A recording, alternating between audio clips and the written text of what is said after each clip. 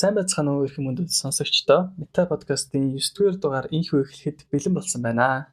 За өнөөдрийн дугаарын сэдэв болохоор зочныхоо сэтгэл судлалтай хэрхэн яаж танилцсан бэ гэдэг талаар ерөөдөө сайхан танилцаад ярилцлага өрнүүлэх байгаа. За тэгээд өнөөдрийн дугаарт маань зочноор оролцож байгаа. За сайн байцгаана уу. Энэ подкастыг сонсож байгаа хүмүүст энэ өдрийн мэндийг хүргэе. За миний нэр Хан Сүрэн. За би сэтгэл судлаач мэргэжилтэй. Анх 2000 онд одоо сэтгэл судлалын ингээд ороод за суралцаад за тэгээ 2004 онд бол төгссөн. За тэгээд 2003 онд яг сурч байхдаа оюутан байх хугацаанд Францын 10 дугаар их сургуулийн багш судлаач Хелен багштайгаа анх уулзаад за тэгээд ер нь бол одоо бид нар чинь нөгөө суралцах хугацаанд сурсан мэдлэг одоо чадвар онлын мэдлэгээ одоо практик дээр яаж хэрэгжүүлэх вэ? Практик дээр ажиллахын тулд одоо хувь хүний судлаачийн сэтгэл судлаачийн тэр ур чадвар хувь хүний хувьд одоо яаж хөгжүүлэх юм гэдэг тэн дээр илүү их одоо бид нарт одоо тулгардаг гэх юм уу тийм асуудал байдаг шүү дээ. Тэгэхээр яг тэр үед бол 2002 оноос эхлээд ингээд юу яж гисэн. Хамтраад Монголд одоо Францын 10 дугаар их сургуулиас ингээд багш маань ирээд тэгээд манай Монгол Улсын их сургуулийн одоо тэнхимдээр ирж танилцаад тэгээд тэрнээс хойш одоо багштайгаа хамтраад жил болгон л одоо яг сэтгэл судлалын судалгаагаараа хотод Улаанбаатар хотод за тэгээд хөдөө орон нутагт тэр дундаа одоо бүр ингээд нөгөө нүүдэлчин соёл ахуйтай нүүдэлчин амьдралтай ер нь бол хотын соёлыг мэдхгүй ерөөсөө төрсэн цагаасаа эхлээл маллал одоо амьдарч байгаа тийм нүүдэлчин номадик хүмүүстэй ингээд судалгаагаа хүртэл ингэж хийжсэн. За тэгээд тэр нөгөө сэтгэл судлалын судалгааны арга техникийг чи одоо ингээд шууд одоо оюутан байхаас эхлээл бид нар бол хээрийн дадлага гэл ингээд хийдэг штэ. Яг тэрнтэй л адилхан ингээд жил болгон л одоо миний хувьд Хелен багшаасаа ингээд суралцаад тухайд бол одоо ингээд би суралцж ин да надад ийм одоо боломж байна нэгдэж байгаа юм байна гэж ерөөсөй ойлгохгүй штэ.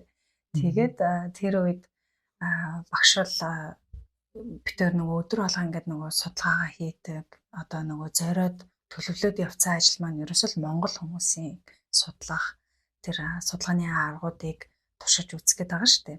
Тэгээд ялангуяа нөгөө Хелен багшийн хувьд болохоор юу ийсэн cross cultural psychology буюу нөгөө соёл хоорондын одоо тухайн тэр соёлын онцлог хүмүүсийн аж амьдрал сэтгэл зүйн онцлог за тэгээд тэр ялгаатай тэр одоо амьдралын хэв маяг гэдэг юм уу тэр болгоныг бол маш сайн ингэж сонирхон судалдаг юм хүн байсан. Тэгээд яг хөө багшийн маань ингээд нөгөө өөрийнх нь судалгааны одоо хувь хүнийх нь ингээд судалгааны ажлын замнал түүхийг ингээд бас үзэх юм бол энэтхэгийн одоо Адиваси гэж омог байна. За тэгээд Сибирийн одоо Чукотка гэдэг ингээд энэ олон газар тэгээд тэр байтугай бүр ингээд Африкийн айгүй олон юм омгууд тэр ингэж очиж судалгаа хийжсэн. Яг тэгвэл өөрөө бол ингээд Африкийн одоо Конго төрсэн ийм одоо хүн байсан. За тэгээд эцэг ихэн тухайн үед яг одоо эмч хүмүүс байсан болохоор тэр Африкийн Конгод ингээд ажиллаж исэн үеэр нь одоо манай багш ингээд төрж исэн. Тэгэхээр энэ хүний манай амьдрал айгүй тийм одоо айгүй сонирхолтой өвөрмөцтэй бас тийм амьдралтай юм хүн байсан.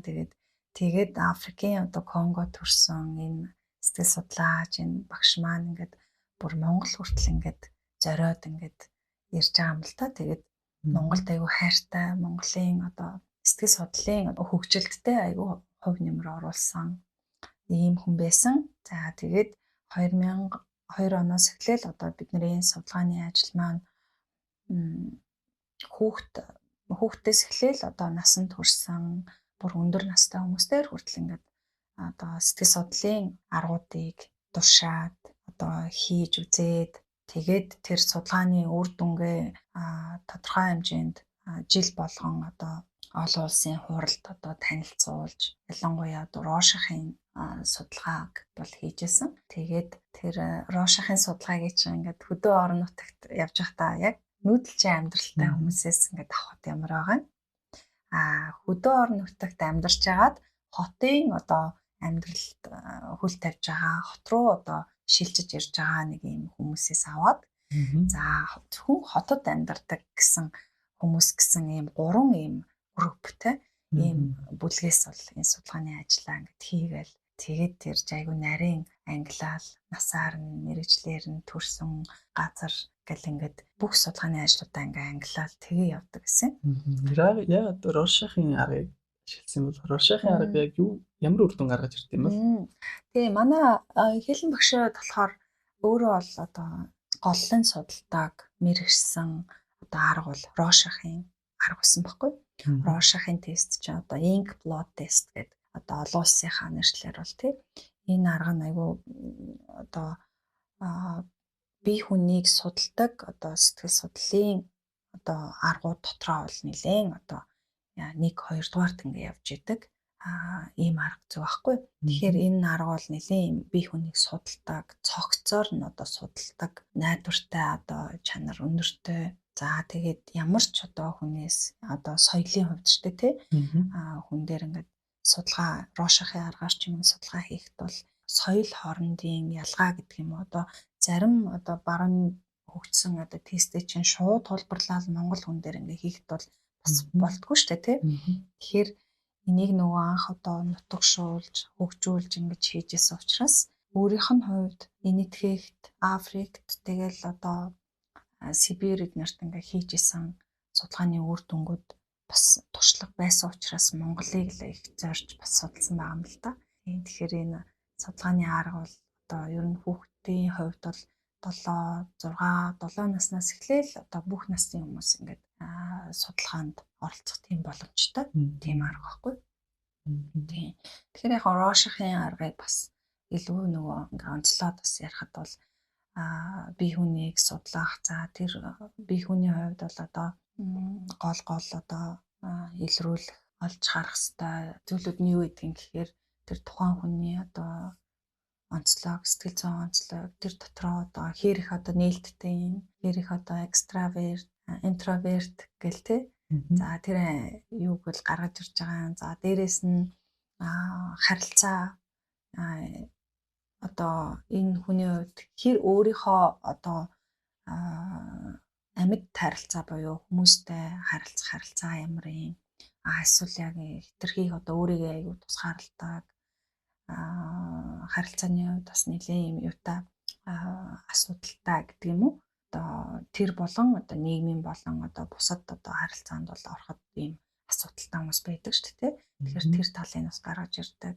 За мөн түнчлээ яг нөгөө эмгэг сэтгэл судлалын хүрээнд ярих юм бол шизофрени, за сэтгэл гутралын төвшин,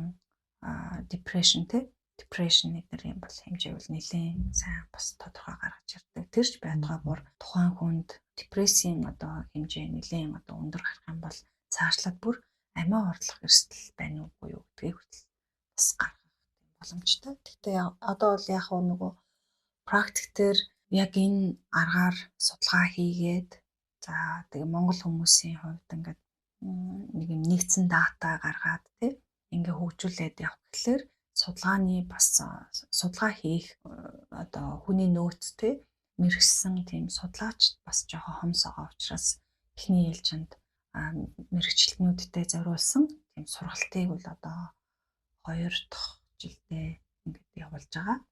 Тийм. Рошихын бэхэн толбын арга нь проектив арга уу, объектив арга уу, ямар арга?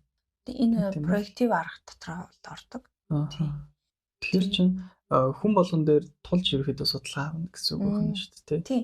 Ер нь бол хүн болгон дээр хүнтэй тэр судалгааны Рошихын судалгааг явуулахдаа бол яг л ерөөсөө судлаачийн ёс зүй баримталж тийм мэдээж нөө судлаачийн хувьд бол энэ аргыг зүгээр нэг ингээд асуумжийн ажиглалтын аргаар ингээд хийдэг шиг хийх арга биш учраас жоохон туршлага чадвар шаардах гэдэг.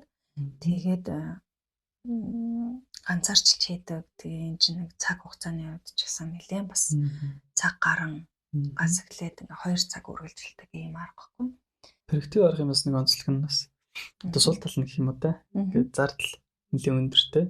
Тэгээд нэг дор олон хүнээс бас судалгаа авахд бас жоох асуудалтай. Тэгээд хэдэн онд судалгаа авч ирсэн гэсэн бэ хэрэг? 2002 онд бол 2002 онд үр хангаа амьдс эхлэв.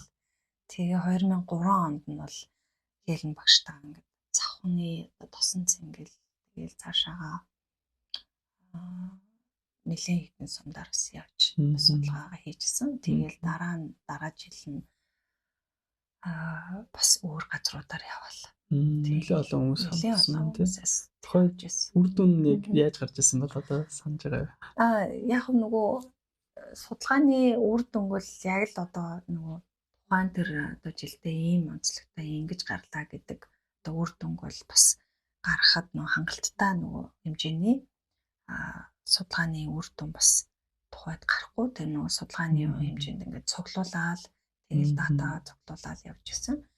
Гэхдээ ер нь бол яг нөгөө Рошахын олон улсын нийгэмлэг гэж байдаг. Тэгээ эн чинь 4 жилд нэг удаа ингээд олон улсын хэмжээнд дэлхийн одоо аль нэг оронд ингээ ээлж ирээ хурал нь конференс нь зохион байгуулагдаад ингээ явдаг.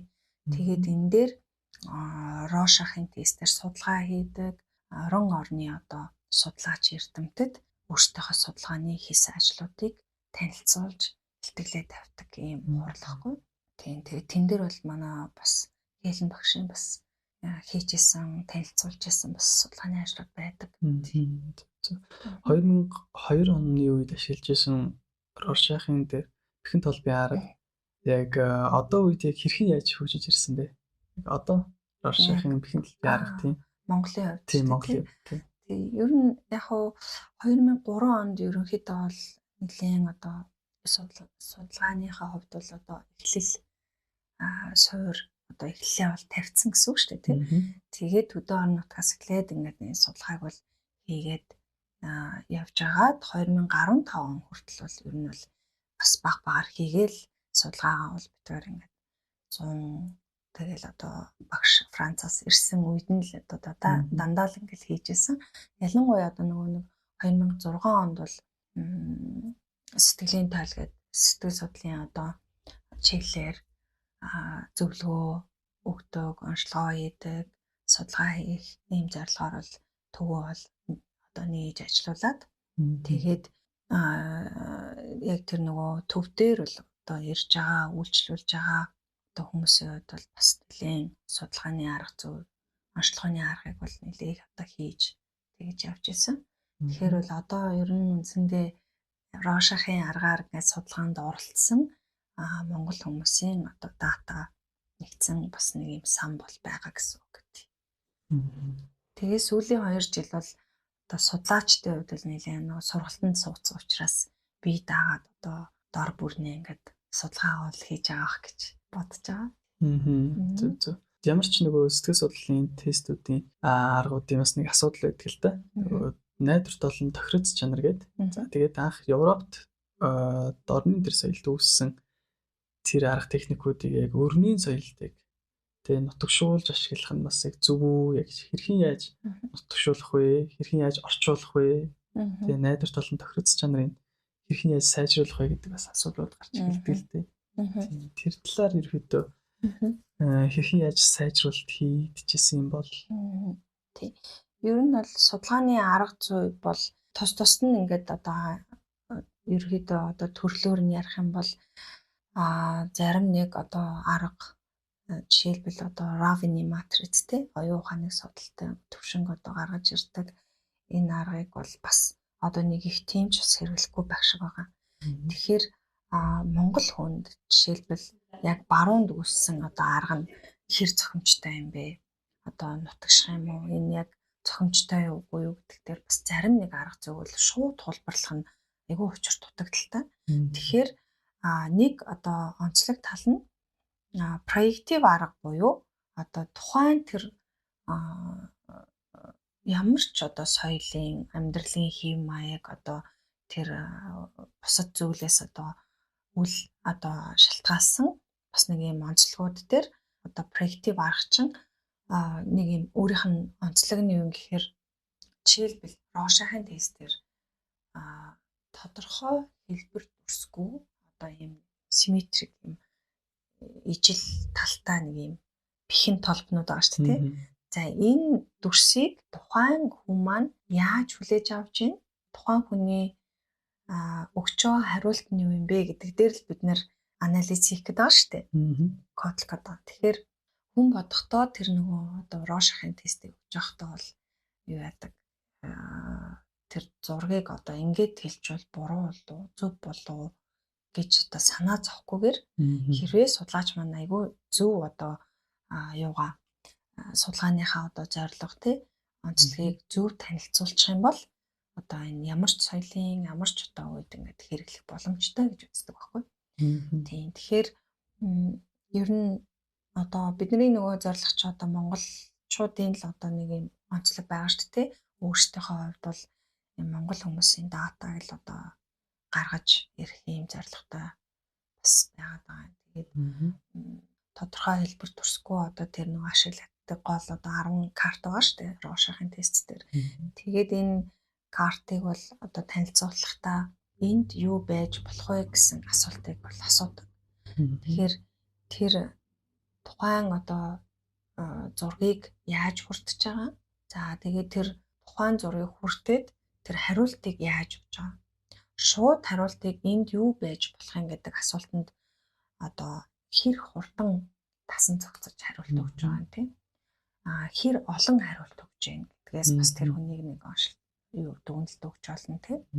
Эсвэл тэр тухайн зургийг энд юу байж болох вэ гэж асуухад маш удаан хугацаанд одоо хугацаа их зарцуулдаг ч юм уу аюу бие барьдаг ч юм уу ингээд ер нь тодорхой хариулт өгч чадахгүй байх юм бол тухайн хүний яах нь ямар нэгэн байдлаар тасан зогсож чадвар бол жоохон сул байгааг харуулна гэдэг ч юм уу тийм. Тэгээд ер нь бол нэлээд гол тэр шинжүүдийг бол харуулдаг. Тэгэхээр ер нь бол энэ огт ерөөсөө Монгол хүн тохирохгүй юм байна. Болохгүй юм байна ерөөсөө нутагшгүй байна гэдэг тал дээр бол проектив аргынхаа хувьд бол нэг тийм асуудал байхгүй гэж үздэг. Проектив аргын бас онцлог шүү дээ. Нэг зүйлээр олон талын мэдээллүүдийг өгчих боломжтой. Тухайн хүнээс ямар нэгэн ийм хариулт одоо тодорхой хайрцаг дотор хийхгүйгээр одоо өгсөн одоо хариултуудын гол нь ерөөдөө тайлбарыг сонсох гэдэг байгаа тийм ээ. За тэгээд ухамсартайгаар одоо өөртнүүдэд нөлөөлөх боломж бол бага байдаг тийм ээ. За ийм байж болох нөгөө Рошахын бэхэн талбарын тест юу аргыг сургалт явуулдаг гэсэн тийм. Тийм сургалт одоо хүртэл явуулж байгаа. Одоо явуулж байгаа. Сэтгэл сонирхлогоо сэтгэл зүйн төвтэйгээ хамтраад мета сэтгэл судлалын хүрээлэн за тэгээд сэтгэлийн тойл гэсэн энэ гурван байгууллага маань хамтраад одоо Рошахын тестийг хэрэглэх одоо ур чадвартай судлаачдыг бэлтгэх юм зорилготойгоор мэрэгжлийн одоо сэтгэл судлаачд зориулсан сургалтыг бол одоо тасралтгүй явуулаад 23 онд анхны одоо юугаа сургалтаа хэлсэн. Тэгээ одоо хүртэл ингээд тасралтгүй явж байгаа. Сая баг асуулт нь хариулж яач би нөгөө ингэж асуучихсан байхгүй. Тэр сургалтанд суухад нь тодорхой шалгуур байдаг уу гэж асуух гэсэн. Шалгуур нь мэдээж одоо яг практик дээр ажиллаж байгаа сэтгэл судлаачд болон одоо оюутнуудаас байж болно. За тэгээд хамгийн гол нь одоо проектив аргыг одоо сонирхон судалдаг одоо судлаачийнхаа ёс зүйг эрхэмлдэг тийм ээ. Яг мэрэгжлийн хүмүүс байх хэрэгтэй байхгүй. Яг хүмүүсийн зарим ойлгодог зүйл нь ингээд тест болон проектив болоо объектив аргуудыг их сонирхдаг. Тэгээд ерөөдөө энэ ч баг өөрөө бийж баг сурчиж болохоор юм шүү.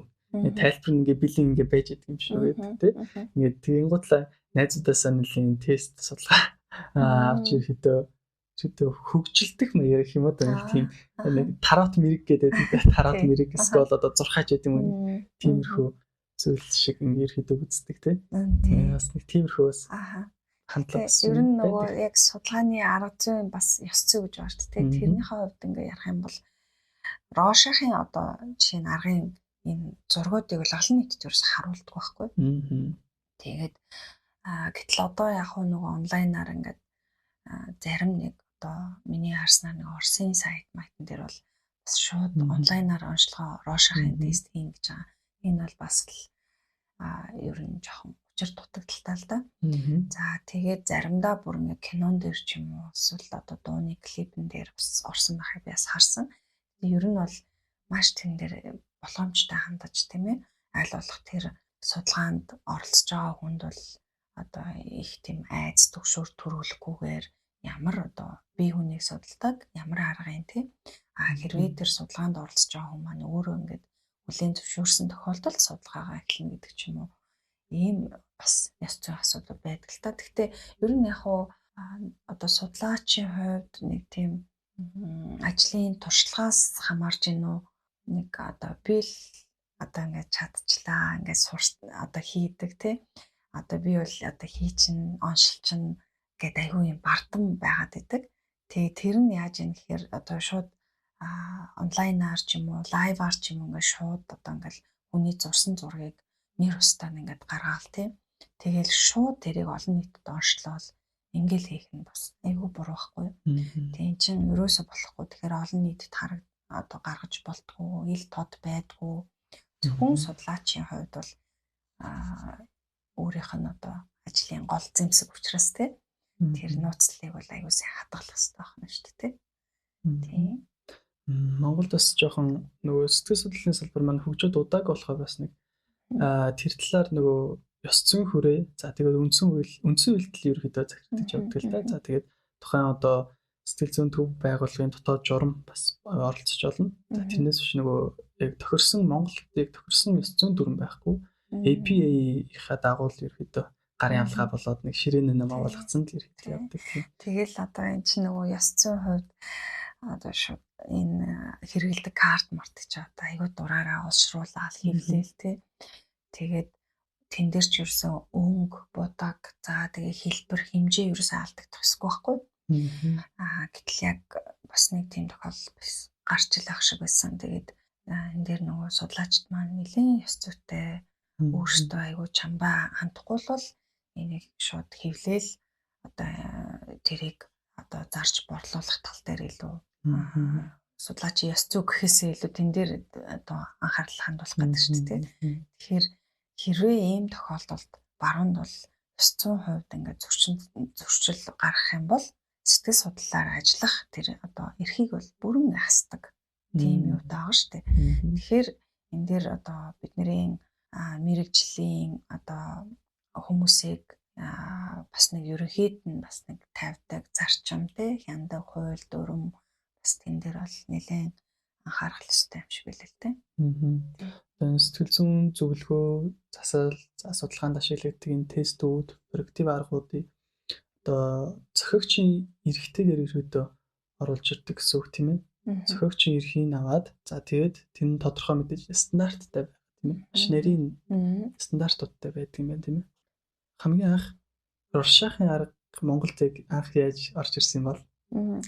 Тэгээ Рошахын арга ч одоо яг манай одоо Хелен багшийн одоо миний ярьж байгаа яриад байгаа одоо багш маань 2001 онд анх Монголд ирээд тэгээд Монгол улсын их сургуулийн оюутнуудад анх танилцуулаад тэгж эхэлжсэн. Тэр үед л анх Рошахын тесттэй танилцсан байна. Тийм баг тийм. Тэгээ 2002 онд болохоор Рошахын тестээс гадна одоо бие хүнийг судалдаг нэлээд олон юм аргуудыг бол бас 10-аад аргыг бол нэлээд танилцуулжсэн. Тэгээд тэндээсээ Хелен багш битэрээ болохоор одоо Косын шоу байна, Равины тест байна.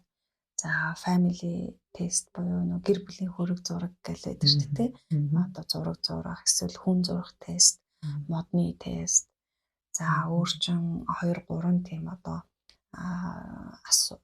нэлээд хэдэн асуулгатай бие хүнийг судлах тийм тест эднэрийг бол оруулж ирж яажсэн, судалгаа хийжсэн.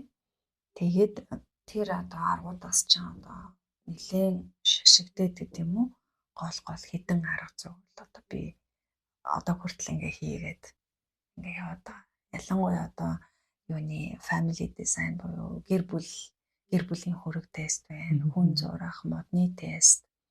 За хөдөлгөөнд хүн мод байшин эднэрийг бол нэлээд бас хийдэг. Тийм. Одоо энэ сонирхолтой асуулт байна л да. Ингээд саний сэдвүүдийг хаяад төр ингээд ухарчлаа л да. Та яг анх өөрөө яаж сэтгэл судлал гэдэг мэргэжилтэй танилцсан бол ягаад сэтгэл судлал гэдэг мэргэжлийг сонгох болсон юм бол?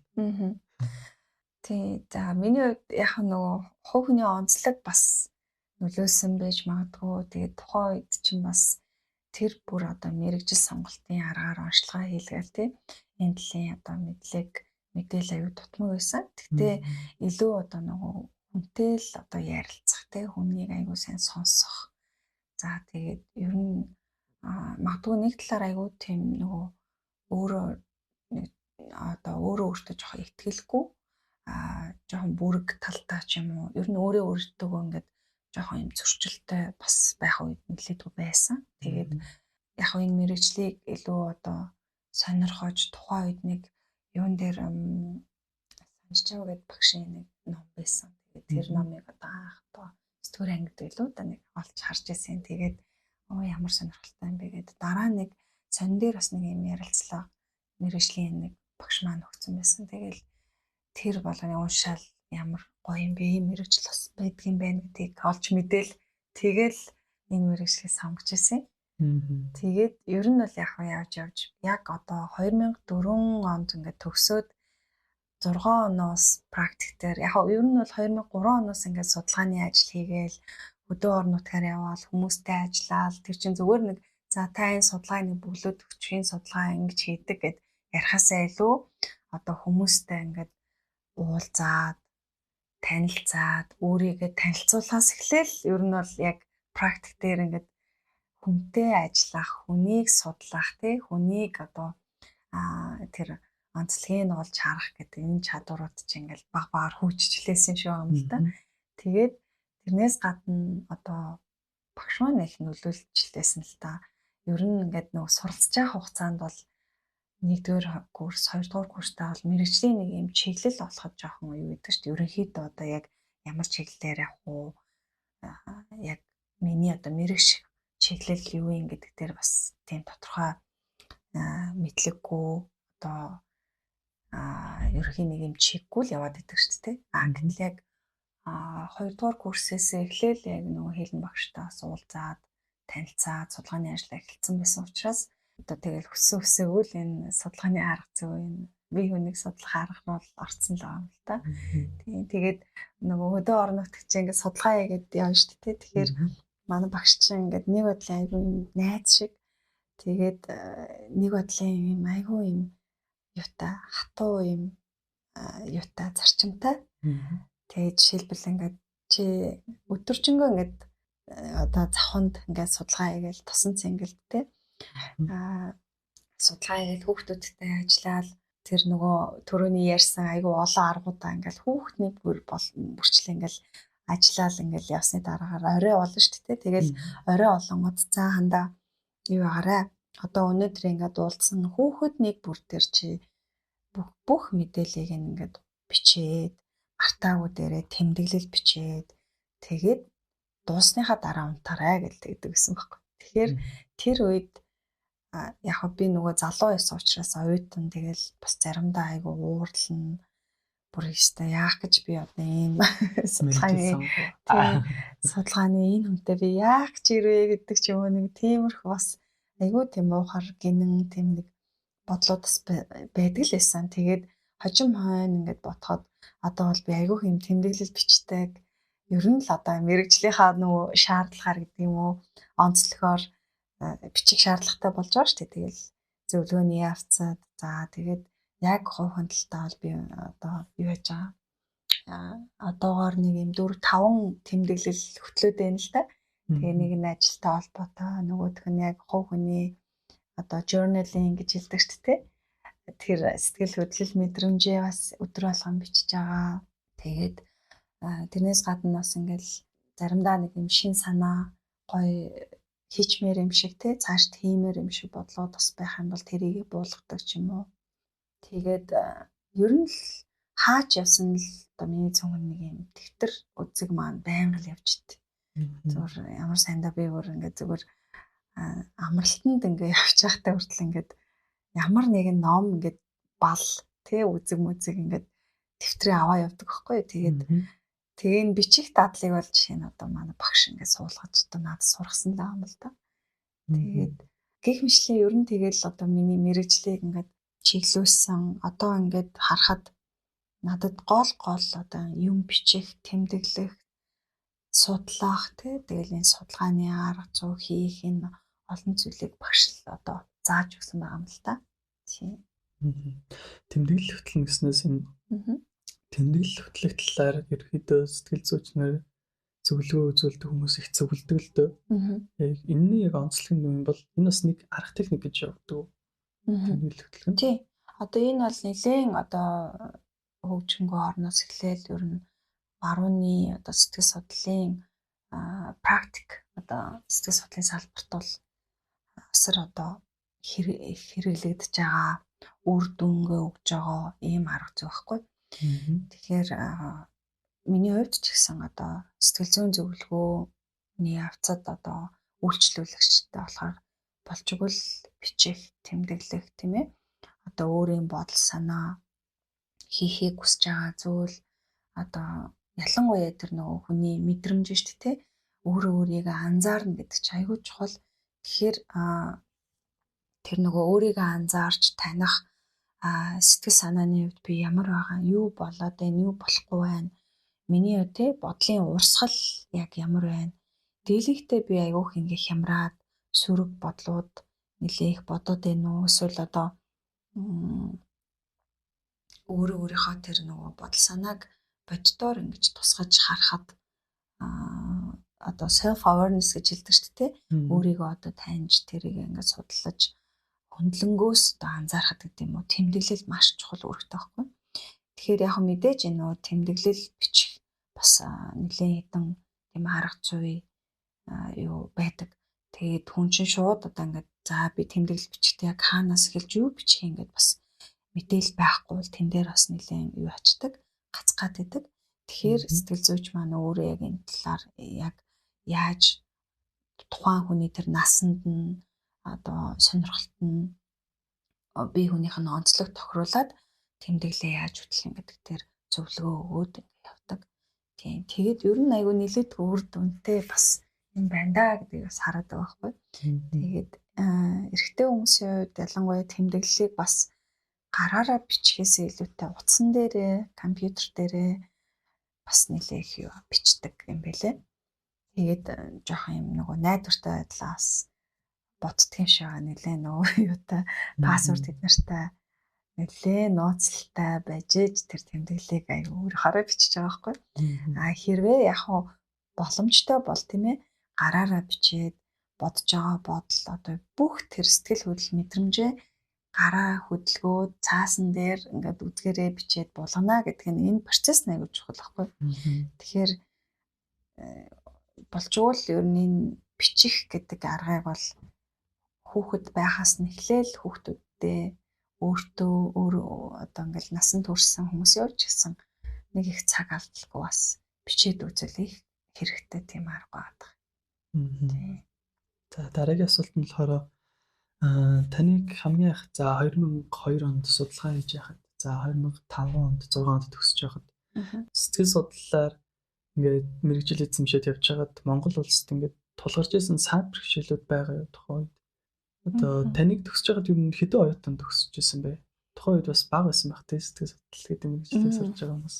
Тий, одоо яг манай ангид ч юм бол 16 оюутан төгсөж исэн баха. Тий, тэгээд тэрнээс өмнө болохоор анх бол бүр 92 онд 1992 онд анхны одоо юугаа сэтгэл судлалын одоо чиглэлээр багш нар маань ингээд бэлтгэгдэж төгсж ирж исэн ийм бас түүх байдаг. Тэгээд 2098 оны төгсөлт эднэр чинь баг 5 хүнтэй ч лөө ингээд оюутантай ингээд төгсж исэн. Тухайд сэтгэл судлалын багш гэдэг мэргэжлэр төгсдөг. Тийм, сэтгэл судлаач, сэтгэл судлалын багш гэдэг ийм хос юугаар мэргэжлэр бас төгсдөг байсан. Тийм. Тэгэл одоо ингээд харахад бол одоо жишээ нь энэ жил одоо танай ангийн хүүхдүүд хэдэн хүүхдтэй ах вэ? Одоо жил бүр мөйсөөс бол дор хаяж 100 оюутан болсон. 100-аад. Анх элсэж орохдоо бол 50 60 байдаг ч гэсэндээ яг шилжиж орж ирж байгаа оюутнууд бас нэлээд олон байдаг. За тэгээд хүмүүнлэгт миний санаж байгаа бас 100-аад оюутан бас төгсдөг гэж ярьжсэн. Тийм. Тэгэл бусад сургуулийн одоо тийм оюутнуудыг нэмэх юм бол нэлээд өөх тоо гарах нь тийм баг. Тэгээд нөгөө сэтгэл судлаачдын хувьд чинь бид нар залуу тэгэл одоо яг практик дээр ингээд хүнтэй харилцах ялангуяа одоо тэр одоо тухайн хүмүүсийн тэр ялгаатай байдлыг одоо ингээд бид нэр илүү их одоо хараал тий. Тэгээ шууд одоо үнэлгээ өгөх талууд байдаг шүү дээ ер нь бол. Тэгэхээр яг тэр тал дээр илүү одоо ингээд бодоход биднийг ингээд аваад за ингээд сэтгэл зүйн төвийнхөө одоо ингээд ялангуяа одоо бит хоёр ч гэсэн ингээд энэ нэгдүгээр хорооллын хашаа гэр хороол байдаг шүү дээ. Гэр хорооллын одоо айлуудаар яваал тэгэл нэг айл байдаг гэсэн юм аа тэр нэг тухайн үед одоо 2007 онд явж исэн болов Баян хонгорын аймгаас ингээд нөө зуданд малаа алдсан. Тэгээд бүр ингээ орон гэргүй болцсон. Тэгээд ингээд хот бараадад хотод одоо нүүж ирж байгаа нэг гэр бүл байсан. Тэгээд тэр гэр бүл дээр би заавал очих хэрэгтэй бүр ингээд бүр гэр оронгүй болцсон. Гэхдээ энэ хавьд байх хэрэгтэй гэж хаад бүр намайг дагуулж явж байгаад тэр гэр хорооллын айлуудаас ингээ олж исэн байхгүй. Тэгээд оцсон чинь тэр айл нь нэлээд юутай ингээд оцсон чи гэр байхгүй. Тэгээд юм цаасан нэг модон амбар шиг юм ингээ хүүхдэд нутаал тий. Тэгээд нэлээд хэцүү байсан. Тэгээд тухайн үед одоо хээлэн багш хэлж исэн. Ер нь бол хандаа хүнд ингээд бид нэр одоо хангалттай их тий одоо хүссэн болгоно энэ гэр орны ч юм уу мөнгө санхүүгээр тусалж чадахгүй ч гэсэн энэ хүмүүст бол ингээд яг хүн ёсоор тий ирээд энэ хүмүүстэй амар мэндийн мэдээд ямар хуу байна гэд ингээ ярилцаад ингээд эргэж тойроод ингээд явах чинь хамгийн чухал гэдэг юм аа гэд. Тэгээд тухайд очиж исэн чи аав нь зайлуул ингээд настай хүн би муутай ингээд хитчихсэн. Тэгээд дараа жил нь бас битээр дахиад очисан нөгөө айл да. Тэгсэн чи аюу хөрхөн хүний амьдрал ингээд бүр аюу хөрхөн ингээд сайжирсан. Тэгээ гэр оронгүйсэн бол юм жижигхэн гэртэй болцсон. 2 дахиатай болцсон. Нэг мууртай болцсон. Нэг үхэртэй болцсон ч илүү ингээд аюу хөрхөн ингээд шинэ дахианы өндөг ингээд бит хоёрт өгөөл тий. Тэгээд юу яж исэн. Эндээс бас юуг бас одоо ингээд бодоход аюу тийм энэрэнгүү тий сэтгэлтэй хүний төлөө гэсэн ийм хүн байсан байна да. Тэгээ бид нарыг одоо ямар ч нөхцөлд тий ямар ч хүмүүс тэр ингээд одоо очоод уулзаад амар мэндийн мэдээд боломжтой ч байсан боломжгүй ч байсан өөртөө ингээд чадлаар ингээд холбоо харилцаа амьд холбоо харилцаа гэдэг чинь ямар чухал юм бэ гэдэг бас тэгээд ойлгуулж ирсэн юм байна гэдэг одоо ойлгоод байна шүү дээ.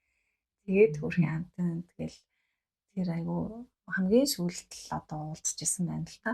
Дахиад 3 дахь жилдээ ингээд очиход багштай ингээд залуул одоо ингээд өөрсдийнхөө л боломжоор ингээд багшад ингээд хатагтай 500 төгрөгч ингээд барьцсан ингээд аяхтаа сүү ингээд бариад тэр нэг аав нь систем маш баярлаа ингээд эргэж тойрж ирдэгт ингээд тэгээд энэ гадны хүн ингээд бидний төлөө ингээд ирж чаад маш их баярлаа гэдэг ингээд уйлаад хэлжсэн байхгүй. Тэгээд одоо бодоход бол бид нарт бас яг тийм яг хүний төлөө бас ингээд цаг заваа гаргаад ингээд очиод тий уулздаг, ярилцдаг, анхаарал хүмүүст хандуулдаг тийм бас боломж нөхцөл тэгэл өөртөө дээрээ харахад тийм байна уу үгүй юу тий. Ер нь жоохон цөөхөн болсон тийм тал нь их багассан юм шиг санагддаг шүү дээ. Тий. Тэгэхээр айгүй бас олон талын юмыг бас ойлгуулж ирсэн байгаа юм л да. Гадаад хүн гэхэд тий Монгол хүмүүст тэгээд нэг Монгол охинд тий өөрөө бас соёл хоорондын судалгаанд их сонирхолтой юм байсан гэсэн тий. Тэгээд өөрөө бас хилэн багш удаа нэлээд олон газараар судалгаа хийж исэн. Бас нэг сонирхолтой юм ярихад 2010 онд 11 онд юм уу? Бид хоёр Африкийн Рванда руу явж исэн. Сонсч ирсэн үгүй юу? Рванда Kigali гээд Африкийн газар Африкт очиж ирсэн. Тэгээд энэ улсд болохоор айгүй олон 5-6 орны тийм олон улсын тийм хамтарсан судалгаа хийжсэн. Тэгээд тэр судалгаа нь юу байсан гэхээр залуу хүний одоо нэг сэтгэлийн хат буюу resilience тийм энэ сэтгэлийн хатыг судалж исэн. Тэгээд Румын байсан одоо бусад одоо айгүй олон газар байсан маа. Тэгээд тэндээс бас Монголын талаас одоо миний зүгээс юу байгаад тэр судалгааг нь хийгээд тэг Монгол залуусын одоо сэтгэлийн хат тэр асуудлыг даван туулах чадвар тэрний одоо судалгааг ингээ хийгээд тэгээд тэр судалгааныхаа ажлаар нэг тэр Африкийн Рвандад болсон одоо mental health буюу сэтгцэн эрүүл мэндийн чиглэлээр зохион байгуулсан тэр нэг хуралд оролцож байсан. Тэгээд Рванда Африкийн тэр Рванда ч юм болохоор нөгөө 90 оны геноцидийн талаар бас нэлээд юутай штэ яригддаг штэ. Тэгээд тухайн үед одоо хоёр Түтси гэсэн хоёр омог байсан.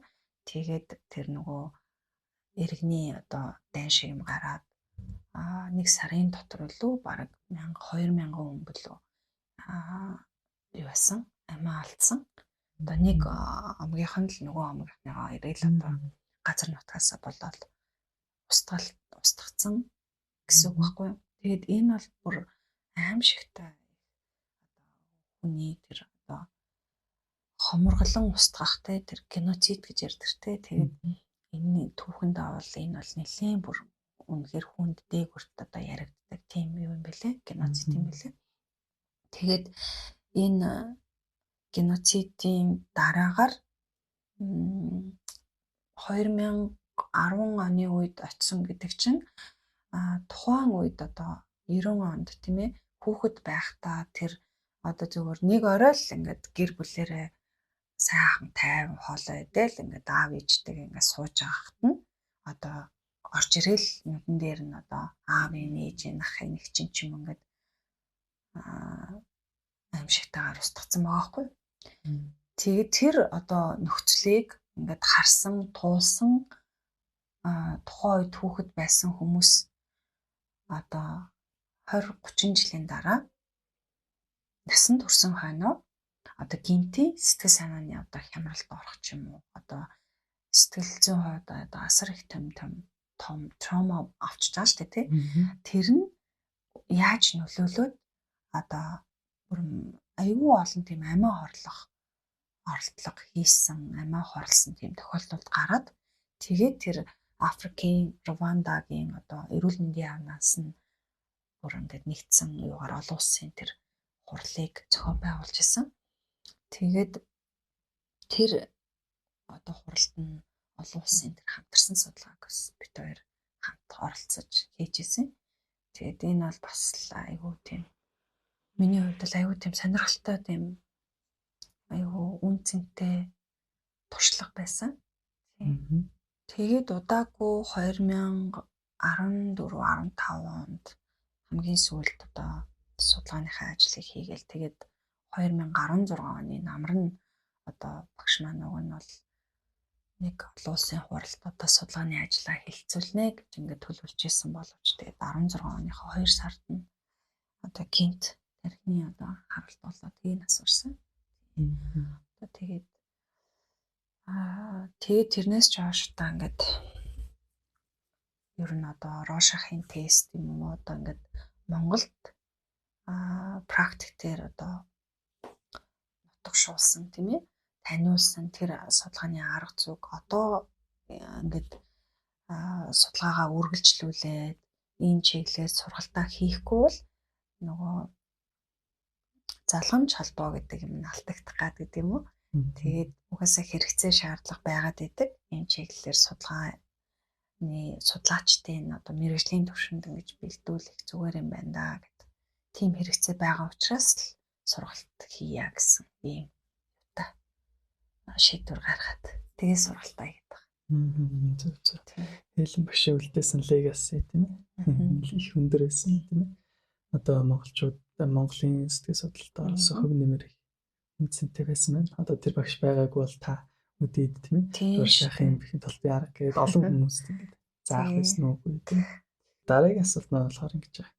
Нөгөө CBCT зүйлийн талаар ярилцъя гэж бодож байна. CBCT гэж юу вэ? Арга техник үү? Тэгээд анх яаж CBCT аргыг ерөөдөө суралцсан бэ?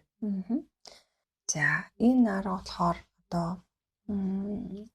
Монголд одоо дэлгэв хутагт сан гэж байдаг. За тэгээд дэлгэв хутагт сангийн маань одоо нэг төсөл хөтөлбөр болж явдаг. За тэгээд энэ төсөл хөтөлбөрийнхаа хүрээнд 2023 онд одоо яг энэ чиглэлээр 22 оноос эхэлсэн. Тэгээ 23 онд нь одоо дахиад 2 дахь одоо ээлжийн одоо 10 багшийг одоо бэлтгэя гэд. Тэгээд энэ чиглэлээр бэлтгэж эхлээд тэгээд сурал одоо нөгөө сургаад тэгээд мэдээж нөгөө одоо ингээд сонгоод шууд ингээд юу ачихгүй CV-гээ бид нэр одоо танилцуулна, ярилцлаганд орно. Тэгээд одоо сонгон шалгаруулалтанд оролцох нь шүү дээ. Тэгээд тэрэндээ тэнцээд тэгээд суралцах эрхээ аваад ингээд суралцсан. Тэгээд энэ чиглэлээр нэг 2 жил ингээд суралцаад за CBCT гэдэг нь болохоор нөгөө cognitive based compassion training буюу танин мэдгүй суурилсан энерги сэтгэлийн хөтөлбөр гэж ийм одоо утгатай. Тэгээд энэ төсөл маань бол одоо нэлээд амжилттай одоо хэрэгжээд энэ хөтөлбөрийг бол нэлээд одоо нийгмийн сайн сайхны хүрээнд энэ дэлгэв хутагт сан маань нөгөө багш нар маань ингээд өдөө орнуудагт за тэгээд цагдаагийн байгууллагт эмнэлгийн байгууллагт гэдэг ингээд боловсролын байгууллагт гэж зөндөө олон газар ингээд энэ сургалтаа бол хэрэгжүүлдэг. Тэгээд нийт 8 модультай ийм сургалт байдаг. Тий. Тэгээд ер нь бол яг хуу энэ 8 модуль одоо энэ сургалт маань хүний одоо энерги сэтгэлийн хүрээг тэлэх тийм ээ. Хүнд ер нь энерги сэтгэл ер нь төрөлхийн байдаг юм уу? Энийг хөгжүүлэх боломжтой юм уу? Энерги сэтгэлээ хөгжүүлснээр ямар үр дүнтэй юм? Өөртөө болоод бусдад яаж нөлөөлөх юм бэ гэдэг энэ чиглэлээр одоо нэлээд их судалгаа хийдэг. Тэгээд 2005 онд одоо Emory их сургуулийн одоо багш Тэнзэн Нэги гэдэг багш маань одоо энэ хөтөлбөрийг анх бий болгож одоо гаргаж удирдах одоо энэ судалгааны бага бүрдүүлж гаргасан. Тэгээд гэхдээ энэ хөтөлбөр бас нөгөө үүсгэхэд багшийн маань одоо ингээд нөгөө юугаар ярьж исэн. Тухайн үед одоо нөгөө буддийн философи, буддийн шинжлэх ухааны талаар одоо сургалт хичээл заадаг байсан юм байна л да. Тэгээд тэр Нэги гэдэг багш маань төгс курсийнх нь нэг оюутан Молли Харрингтон гэдэг оюутан багшаа та нөгөө энерги сэтгэлийнхаа одоо энэ сургалтыг илүү одоо оюутнуудад ингээд Emory сургуулийнхаа оюутнуудад хүргэж одоо оруулъя гэдэг юм бэ. Яад гэвэл нөгөө Emory сургууль чинь нөгөө ангаахын чиглэлээр одоо сургадаг тийм сургууль. За тэгээд тухайн үед болохоор энэ ангаахын чиглэл маань бас нэлээд хүнд тэгээд бас их юм юутай олон жил суралцдаг. За оюутнуудын дунд аюух стресс, түгшүүр, за тэгээд нөгөө сэтгэл готрлын түвшин аюу өндөр байсан юм л да. Тэгээд тэрнээсээ улбаатай амиа орлох одоо нэлийн хідэн одоо тохиолдол гарсан. Тэгээд та энэ энерги сэтгэлийнхаа энэ юг сургалтыг оюутнуудтай өгөөч гэд тим санал тавиад тэгээд энэ хөтөлбөр маань ингээд хэрэгжих бас юм билээ л дээ. Тэгээ одоо энэ хөтөлбөр маань бол шашнаас ангид гэж байгаа. Гэхдээ яг мэдээж одоо дорноос гаралтай буддийн тэр философи зарим одоо ухтхан ойлголтууд бол орж ирдэг. Гэхдээ ямар ч одоо шашны хүн эсвэл одоо шашингүй хүмүүс зориулсан ийм хөтөлбөр байхгүй. За тэгээд энэ бол одоо Монголд бас ингээд хэрэгжээд одоо албан ёсны эрхтэйгээр мэргэжлийн түвшинд ингээд хүрч байгаа сургалт бол CBCT сургалт болоод байгаа юм. CBCT сургалтаар юу сурдаг юм бол сэтгэл зүйн зөвлөгөө төсөлтэй холбоотой арга техникүүдийг сурдаг уу? Үгүй арай өөр. Ер нь бол тэр нөгөө энерги сэтгэл хүнд одоо нэг юм compassion тий нэг одоо өөрөө өөрийгөө инэрч хайрлах, за тэгээ бусдыг инэрч хайрлах тэр сэтгэлийг хөгжүүлэх тийм боломжууд юу байна. За тэгээд хүний ерөөсөө суур анхдагч одоо хэрэгцээ буюу одоо хүний бусдаас авч исэн тэр одоо бид нарт чинь нэг юм юу байгаа шүү дээ. Дурсамж тийм ээ. Сайхан мөчүүд гэдэг тийм. За тэгээд тэр сайхан мөчүүд нь биднэрт яаж нөлөөлөд байдгийг. Тэгэхээр тэр болгон бид нар одоо миний амьдралд ийм сайхан мөчүүд байсан шүү. Ийм сайхан одоо дурсамж байгаа шүү гэдгийг нэг боддгоо тийм. Зорж бодоод идэв шүү. Гэтэл тэр амьдралд болоод байгаа сайхан мөчүүдийг, сайхан дурсамжуудыг бид нар зориудаар бясалгал хийх одоо замаар тэр nurturing moment буюу тэр сайхан мөчтөөгөө зориуд ингээд тэр одоо анхаарлаа хандуулж тэр мөчтөөгөө холбогдсноор бидний нөгөө тархинд маш одоо чухал одоо тийм эрг аз жаргалын дааврууд ялгарч идэм юм л да. Тэгтээ тарих бол одоо энэ хүн сайхан мөчөө тэр болоод өнгөрсөн өмнөх тэр сайхан мөчүүдийг бодоод их сайхан тийм аз жаргалтай байгаад болоод байна уу? Эсвэл яг тэр сайхан үйл явдал нь одоо болоод байна уу гэдгийг тарих ирсэн ялгадгүй юм байна л да. Тэгэхээр тэр талаасаа ч тэр хүнд одоо нөгөө амьдралын чанарыг дээшлүүлэхэд өөрөө өөртөө ихтэй болоход тий нөгөө энерги сэтгэлээ хөгжүүлэхэд л тэр одоо эхний хичээл маань яг тэн дээр холбогддог байхгүй. Тэгээд дараа нь болохоор анхаарлын тухай ярьж байгаа. Анхаарал ямар чухал юм. Ер нь бидний ч одоо ингээд анхаарал төвлөрөлгүйгээр л одоо бид нэр ерөөсөө зөв сонголт хийхгүй юм билээ. Зөв шийдвэр гаргаж чадахгүй юм билээ шүү дээ. Ер нь бол тэгэхээр зориудаар бид нөгөө одоо бясалгал 8 хичээл маань дандаа бясалгалтай өөрийн яг тэр сэдв болгонтойгоо уялдаж бясалгал маань явагддаг. Тэгээ суур бясалгал 1-р хичээл дээр ингээд сайхан мөчтөөгөө холбогдоод би болсон бол бясалгалаа хийж исэн бол 2 дахь хичээл дээр нь болохоор яг анхаарал төвлөрлийн бясалгал орж ирдэг байхгүй. Тийм. Гэхдээ ер нь бол одоо энэ юу бясалгалын маш олон одоо чиглэл урсгал байгаа шүү дээ. Гэтэ бидний одоо энэ CBCT-ийн одоо хүрээнд хичээл дээр хийдэг энэ бясалгалууд бол mindfulness буюу яг одоо дээрээ төвлөрсөн. За тэгээ анхаарал төвлөрүүлэх. За тэгээ суур бясалгалуудаас гадна analytical meditation буюу одоо юуны дүгнэлт хийх тий оюун дүгнэлт хийх юм бясалгал бид нэр гэж явчихдаг.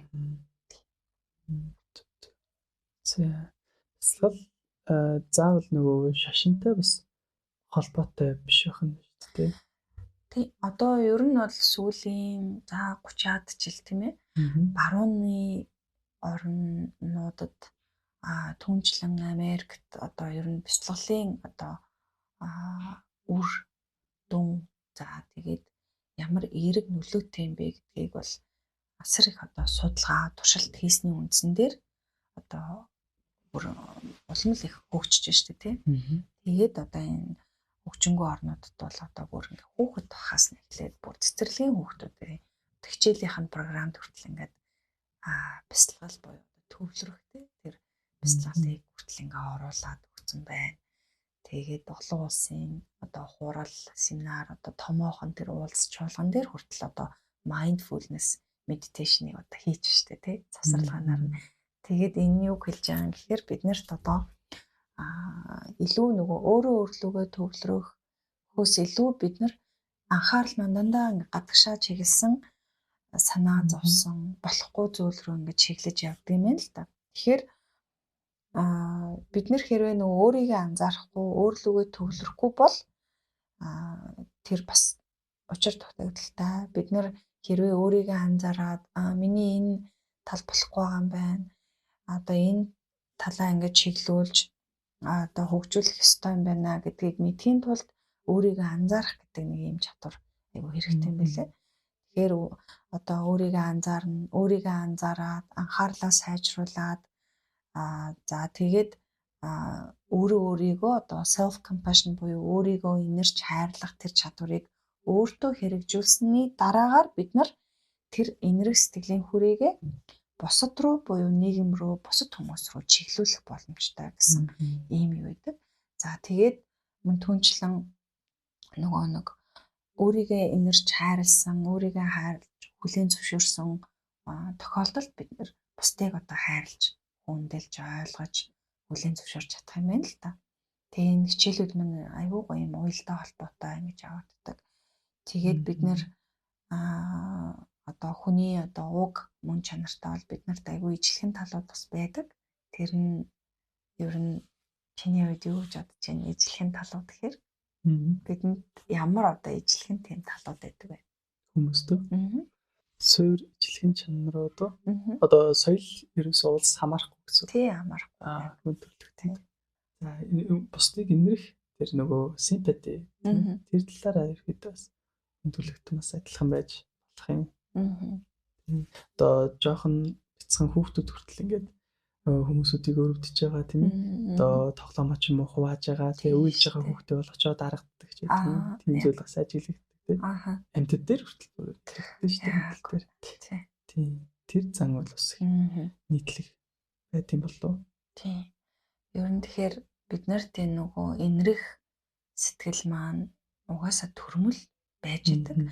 Гэхдээ тэр нөгөө инэрх сэтгэлийн одоо хөгжүүлдэг энэ чадварыг улам илүү их одоо сайжруулах гэх юм уу? Энэ тал дээр тэр болгоно бид нарыг багаас тэгээ сургадгүй л ах нь л та. Гэхдээ ямар ч хүнд ингээл одоо нэг хүнийг хайрлах, хүндлэх сэтгэл байж л байдаг шүү дээ. Одоо ингээд нэг настай хүн одоо гадаа ингээл их хүнд тортой юм барайл өргөцөө явж ивэл хэрвээ яраагүй л бид нэр ингээл очиод алив тань туслая гэд өргөөд те хаалгыг онголоод өгдөг үстэй те. Тэгэхээр эн чинь бас наазахын л бид нарт одоо ингээд хүнд байх ёстой тэр инэрх сэтгэлийн хүрээ байгаа байхгүй юу.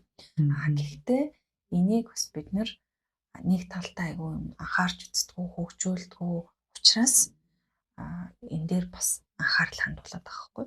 Тэгэхээр эхлээд нөгөө нэг өөрийгөө таньж мэдээд тэгээд дараа нь одоо тэр нөгөө өөрийнхөө тэр одоо бид нар чинь нэг юм сул тал байгаа шүү дээ. Сул талтай бид нар алдаа гаргацдаг, айгүй гимшдэг, харамсдаг шүү дээ. Тэгээд ялангуяа одоо ингээл хэдэн сараар, хэдэн жилээр тэр нөгөө гаргасан, хийсэн алдаандаа айгүй гимшдэг. Тэгээд тэрнийхээ үр дүнд өөрийгөө аюух шийтгээл өөртөө хатуу хандаал ингээд яваад байдаг.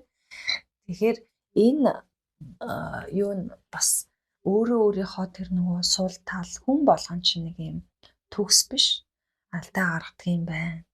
Хүн болгонд нэг юм эмзэг тал байдаг юм байна гэд энэ болгоныг хүлээн зөвшөөрөх юм бол бид нэр одоо өөрийгөө хүлээн зөвшөөрч чадхал юм бол бусад асуудалд аюу тийм уян хатан хандаж тийм ээ. Тэгэхээр хамгийн гол нь биднэрт нөгөө сэтгэлийн хат гэдэг энэ чадвар маань ингээд сайжирч идэг, хөгжиж идэг гэж үздэг байхгүй. Тийм.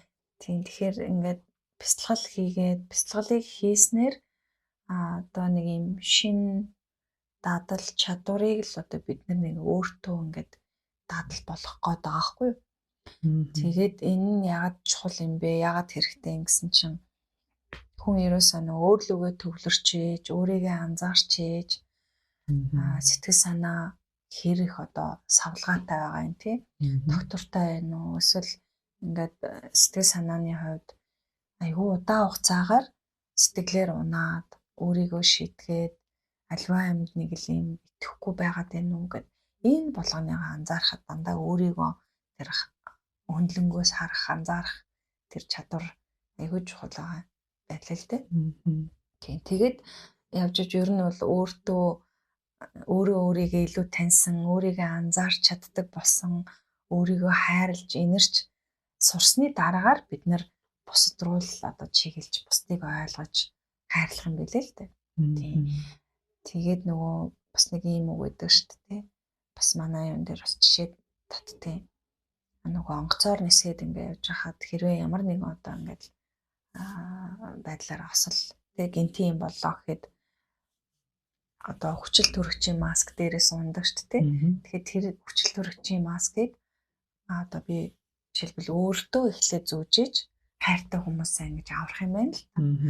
Гэтэл өөртөө зүүгээгүй мөртлөө ингээд бусад хүмүүст зүүж өгөх гээд дараад идэг. Энэ нь нэгсэндээ нөгөө өөрөө өөрийгөө хайрлаг, өөрийгөө нэг тавиагүй, анхаараагүй бэжэж бусад хүмүүсийг бол ойлгож аварч чадахгүй маа гэдэг ийм санаа. Харин зөвлөгөө бас гарч байна шүү дээ. Зөвхөн зүйлийг одоо таны ярьсан түүхийг сонсоход хүн болгон өөр өөрөөр хүлээж авах магадгүй гээд хувийн хичээсэн хүн юм шүү гэж харах нэг үнцгэн байж байгаа. Нөгөө хэсэг нь бас яг таны ярьсан чиг өөрийгөө эхлээд хайрлаж байгаа, өөрийгөө аварчиж өөрөө өрөөлийг аварнаа гэсэн тэр үнцгээс нь бас харах бас байгаах тий. Бясалгал гэдэг бол ерөөсөө л асуудлаас цухтааж байгаа. За эсвэл анхаарлаа түр өөр зүйл сатааруулж байгаа үйл явц биш. Харин ухамсартайгаар өөрийнхөө асуудлыг ойлгох, түн дээр анхаарлаа төвлөрүүлэх, өөр дээрээ анхаарлаа төвлөрүүлэх л үйл явц юм байна шүү дээ.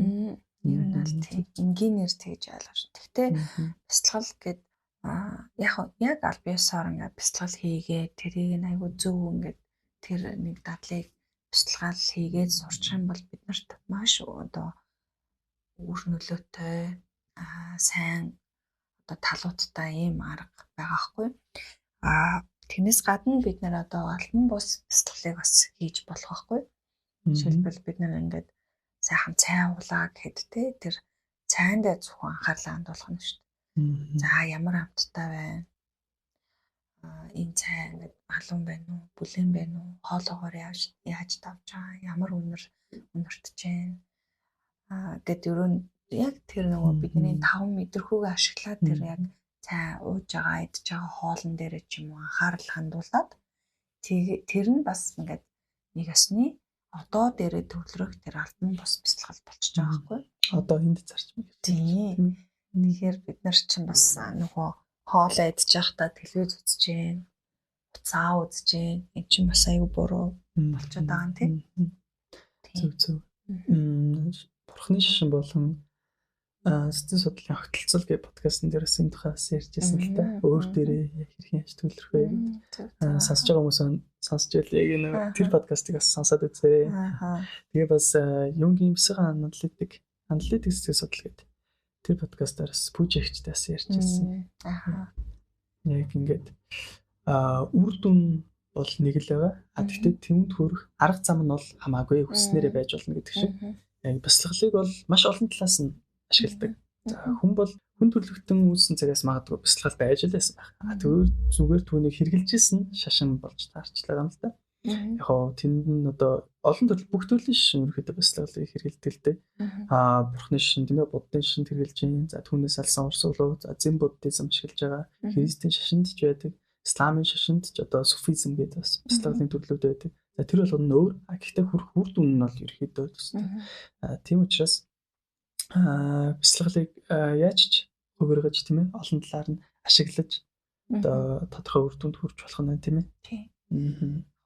Миний хувьд болохоор бас яг ингээл өдөр болгон сайхан бясалгал хийгээл бас ингээд дадаад бүр ингээд тэрийг бол одоо нэгэн биений нэг хэсэг юм шиг болгохтлоо бас болоогүй. Тэр төвшөнд хүрээгүй. Тэгтээ бас л ингээд хичээж байгаа. Бясалгалаа ингээд төвлөрөөд хийгээд тэгээд өөрийгөө анзаараад тийм ээ. Тэгээд ер нь бол өдөр болгон хийхийг зорддог. За тэгээд нөгөө талаар бас нөгөө альбом бос гэхээр би зураг зурж явахдаа ч юм уу яг нөгөө зен тангл гэж ярьдаг шүү дээ. Одоо ингээд зен гэдэг чинь бол одоо ер нь бол яг юм орших тий яг энд одоо гэдэг юм утгатай үг шүү дээ тий. Тэгэхээр яг тэрийг зураг зураад тэгээд тэр зургийн аргаар ингээд зураг зурах явц маш их ингээд төвлөрдөг байхгүй юу? Юу ч бодохгүй зөвхөн тэр одоо ингээд зурж байгаа процесстай ингээд төвлөрч байгаа. Тэгэхээр яг тэр төвлөрлийн юугаар бол миний хувьд бас их төвлөр суух айг дуртай. Тийм. Тэгээд бас тэрнийхээ бас чиглэлээр ч гэсэн бас яа сургалт явуулдаг. Тэг хүмүүс бол эхлээд айгүй ингэж яад нэлээд хэцүү юм биш үү надад чи ямар сони би чадахгүй хаа гэжсэн бол бас яг ингээд сургалтын яг ингээд заагаад өгөхөр тэрийг айгүй бас ингээд хийгээд би хийчих штэ ямар гоё юм бас нэр үнэхээр бас ийм бүтээл бас гарчлаа штэ гэдээс айгүй сэтгэл хангалуун байдیں۔ Тийм тэгэхээр бидний нөгөө төвлөрөх альва зүйлдээ яг одоо цаг дээрээ төвлөрөх тэр арга замууд маш олон баггүй. Тийм.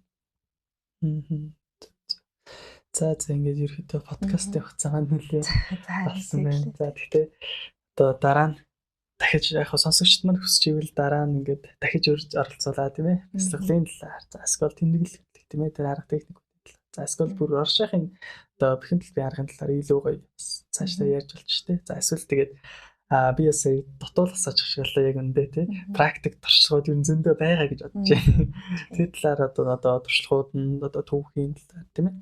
Сонирхолтой асуултууд бас асуугаад бас дахиад нэг шинэ дугаар хийж болох байх гэж бодож байна. За тэгээд үзэгчд маань сонсогчд маань хүсч ивэл бас комментэнд үлдээгээрэй тийм ээ. За тэгээд одоо ерөөдөө подкастаа өндөрлөе гэж бодож байна. За тэгээд мета подкастын маань нэг уламжлал байдаг байхгүй.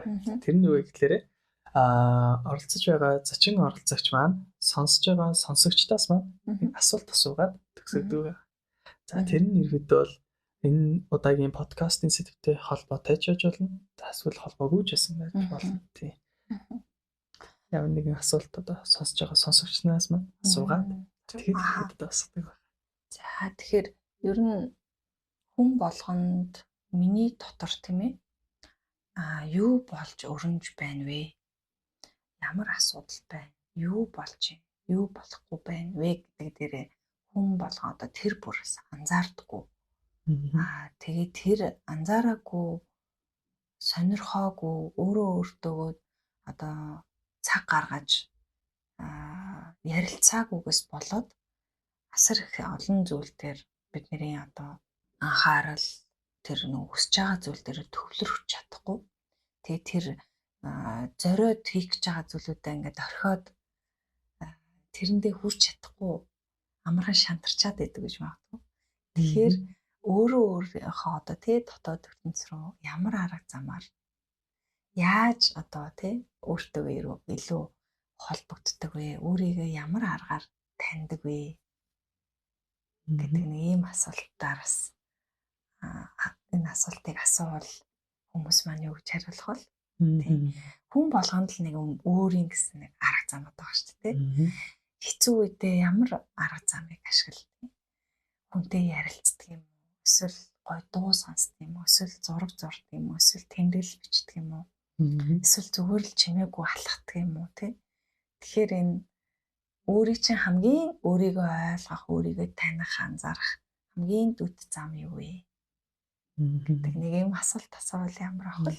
Зөв.